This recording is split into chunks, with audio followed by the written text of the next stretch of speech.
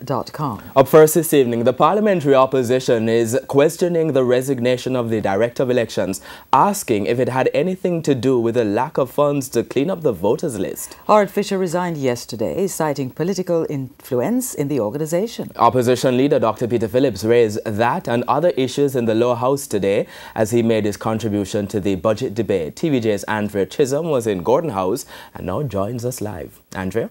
Thank you very much, Archibald and Doreen. Well, let's begin with the letter penned by the former electoral boss, Howard Fisher.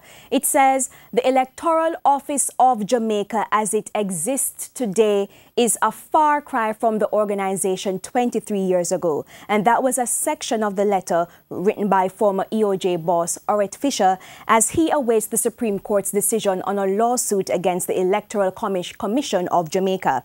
He said one of the objectives was to determine the legitimacy of a one-year appointment for the Director of Elections. The other, according to him, highlights the growing level of political influence affecting the organization, adding that despite external pressures, the EOJ has consistently delivered on its mandate.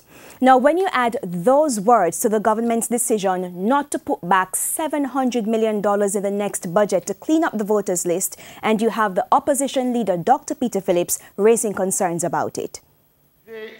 Recently resigned Director of Elections spoke publicly about the need for a re-verification. One must ask the question, is that why he was abused and thrown out? Yeah. Because he was supportive and insistent on a re-verification? We are going down a dangerous road if we...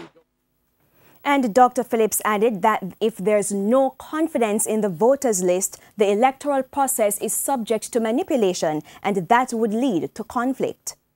We have gone through situations, where both governments used to control the making up of a list. What is happening now is that this government is using the power of its control of finances to prepare a proper list. And that is a dangerous development.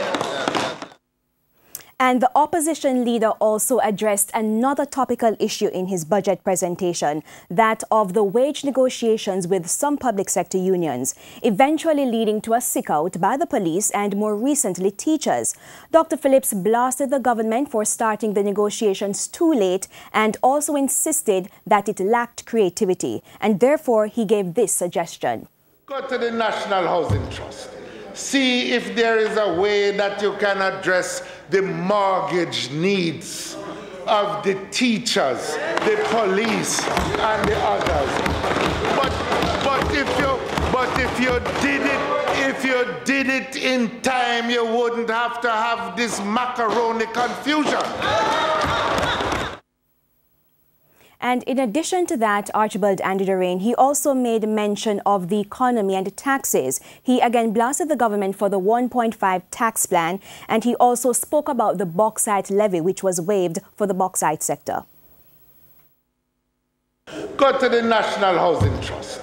See if there is a way that you can address the mortgage needs of the teachers, the police, and the others. But if you did it in time, you wouldn't have to have this macaroni confusion.